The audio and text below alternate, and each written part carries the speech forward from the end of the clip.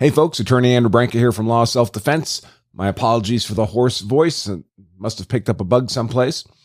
In any case, yesterday was the 9th day of testimony in the murder trial of Curtis Reeves, the retired Tampa SWAT captain who shot and killed Chad Oulson in a local movie theater in January 2014 after the two men had a verbal altercation that became physical. The defense presented only a single witness yesterday, whose testimony consumed the entirety of the jury's day, defendant Curtis Reeves himself. Over the course of the day, 79-year-old Reeves was subject to a full 2 hours of direct questioning by Defense Counsel Richard Escobar, then another 2 full hours of cross-examination by Prosecutor Scott Rosenwasser, and finally a brief 10-minute redirect by Escobar. The bottom line, not only did the prosecution, already far short of disproving Reeves' claim of self-defense beyond a reasonable doubt, not make progress towards achieving their burden of proof necessary for a legally meritorious conviction, they spent their 2 hours on cross of Reeves flailing around pointlessly and actually losing ground on a guilty verdict. This is a remarkable failure from a prosecution that has had, in effect, 2 chances to cross-examine this defendant at length and in minute detail, meaning at both the self-defense immunity hearing in which Reeves testified at length in 2017 and again yesterday, without managing to use that opportunity to advance their narrative of guilt in this case. It was, in fact, a humiliating performance for Prosecutor Rosenwasser. Following Reeves' brief redirect by Counselor Escobar after the cross, the defense rested, and it appears that the state has chosen not to call rebuttal witnesses.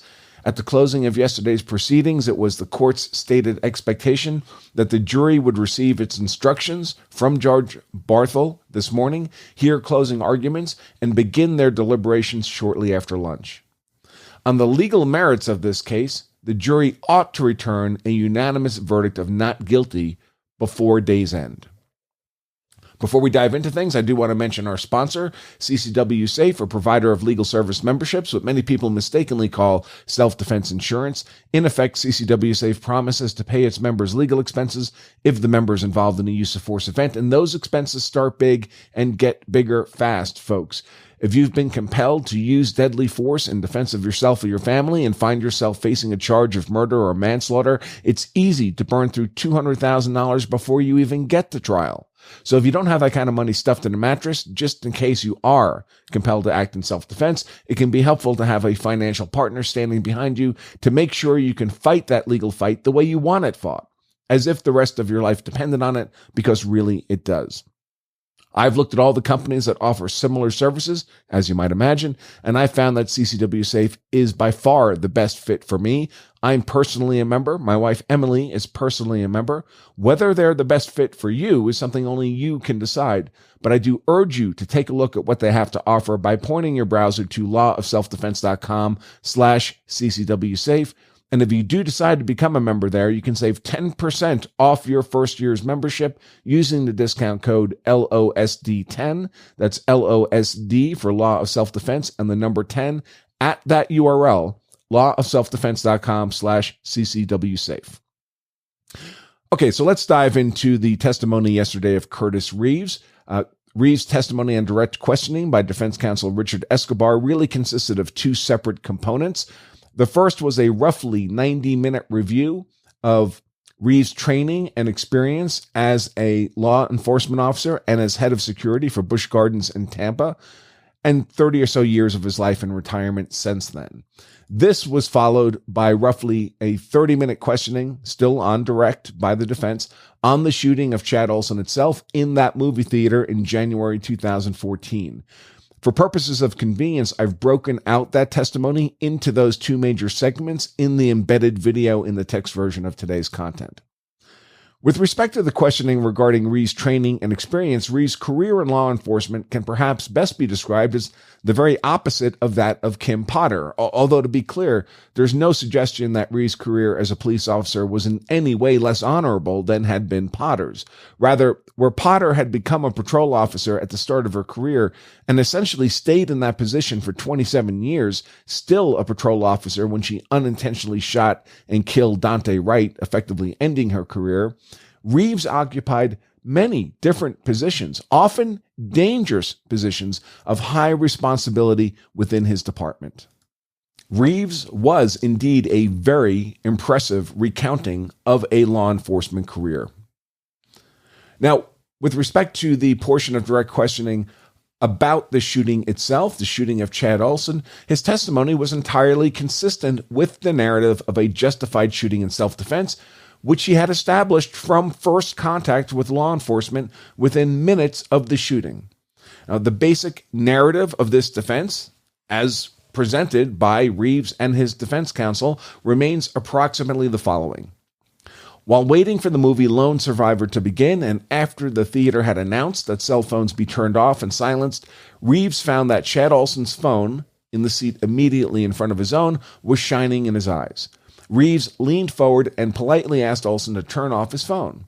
Without turning to look at Reeves and still using his phone, Oulson responded with an F-bomb-laced tirade. After waiting another minute or so to see if Oulson would nevertheless turn off his phone, without luck, Reeves leaned forward again and informed Oulson that he now had no choice but to involve management in the matter.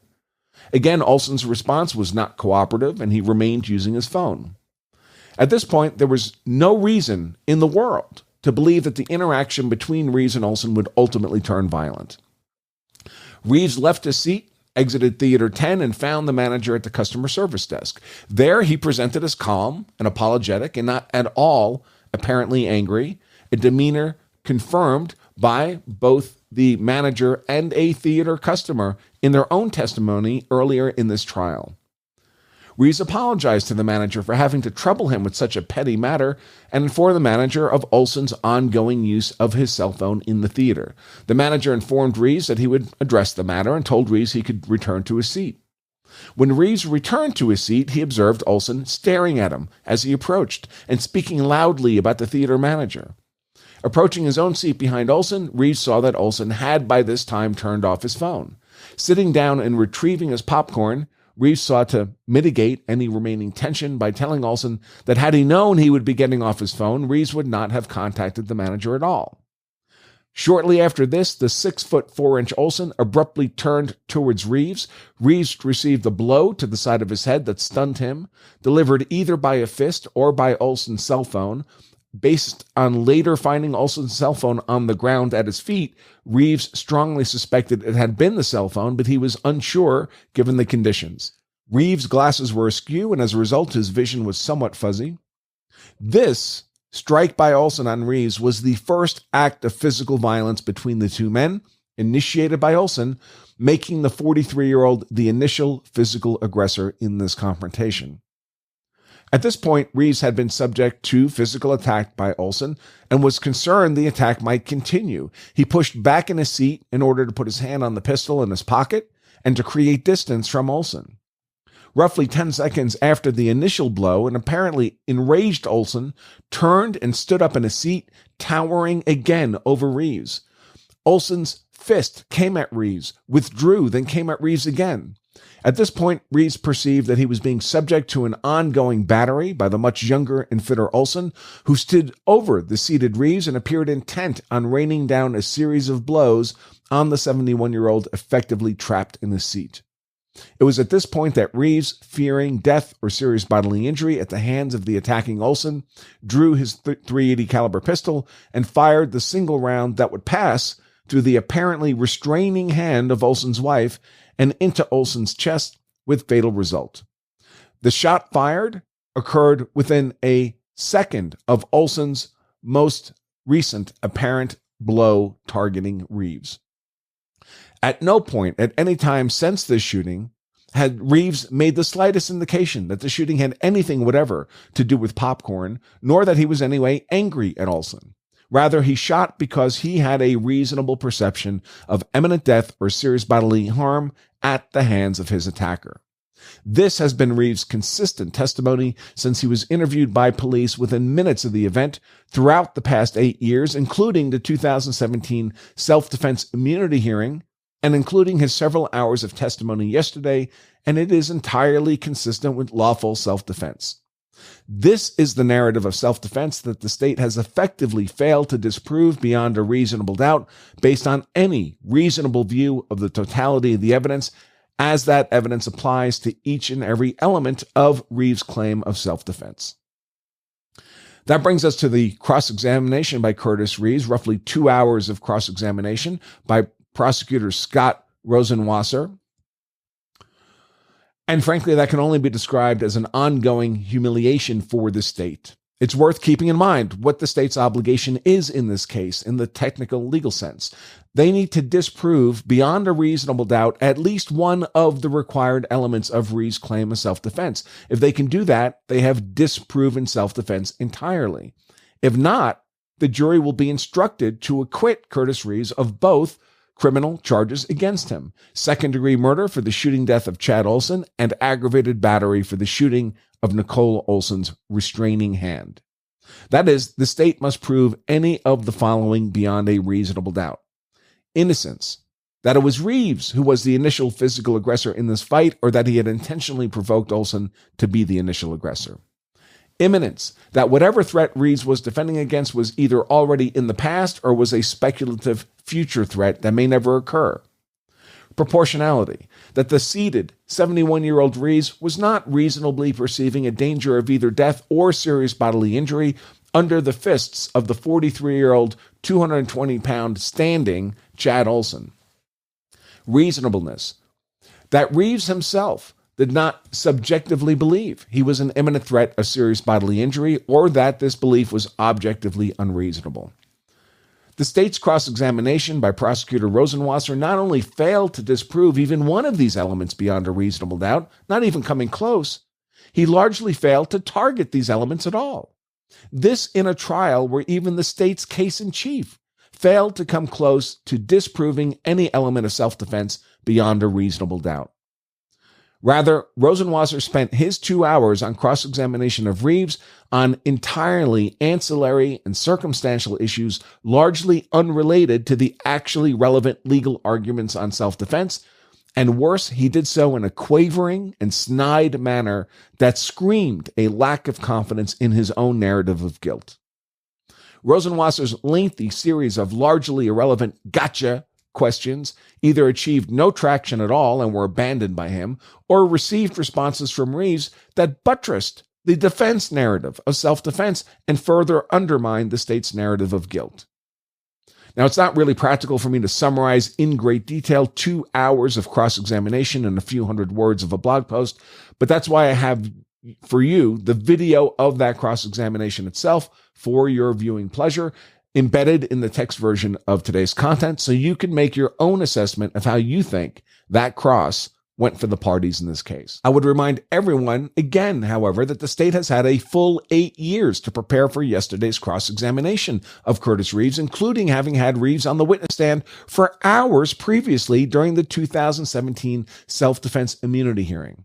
That this flailing and ineffectual effort was the best the state could deliver yesterday is a damning indictment of this entire prosecution. Now, I will note that Rosenwasser ended his cross-examination of Reeves by noting that Reeves himself has in the past indicated that he second-guessed his shooting of Oulson. Reeves readily conceded that he frequently second-guessed every moment of that day and that anyone who did not, under such circumstances, had something wrong with them.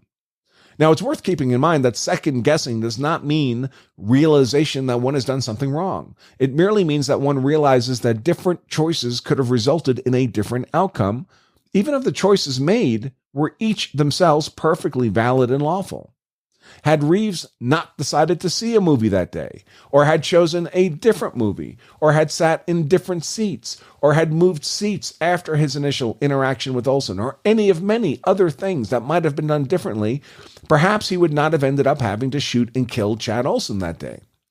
None of those alternative choices, however, are legal obligations on the part of Reeves, and none of them strips Reeves of his legal privilege to defend himself from Oulson after Oulson has initiated an unlawful, imminent, deadly force attack upon Reeves. On his brief redirect of Reeves, Defense Counsel Escobar essentially reinforced these points on the matter of Reeves' second guessing of that fatal day, although frankly, he did it less directly than I would have done, and I would say less effectively than I just did here. Perhaps Escobar will make the more effective argument on this point during his closing argument today. I certainly hope so. After the redirect of Reeves, the defense rested. My sense of the proceedings was that the state did not intend to present rebuttal witnesses. At that point, the jury was dismissed for the day, and Judge Barthel began to read a draft of the jury instructions to the parties, presumably to ensure that the instructions in hand accurately reflected the agreement between the state and the defense on those instructions. Now, I confess I did not remain for this part of the proceedings because I knew we'd have a reading of the final jury instructions to the jury this morning. I did, however, capture the video of the reading of the draft instructions for your viewing pleasure, and again, that's embedded in the text version of today's content. Again, my expectations for today is that this morning the jury will receive its instructions from Judge Barthel first thing, then hear closing argument from the state, closing argument from the defense, and finally rebuttal argument from the state. At that point, the jury should be sent into the deliberations, hopefully no later than lunchtime, and with any luck and justice, return a verdict of not guilty by day's end. All right, folks, that's all I have for you on the Reeves trial proceedings from yesterday at the moment. I do want to remind you again, I'll be doing live stream analysis and commentary over at the Rekieta Law YouTube channel, as we have been doing throughout this trial. You can find today's live show for this 10th and perhaps final day of the trial at lawofselfdefense.com/popcorn10. All right, folks, I hope to see a bunch of you there. In any case, remember, if you carry a gun so you're hard to kill, that's why I carry a gun, so I'm hard to kill, my family is hard to kill, then you also owe it to yourself and your family to know the law so you're hard to convict. Until next time, I remain Attorney Andrew Branca for Law of Self-Defense. Stay safe.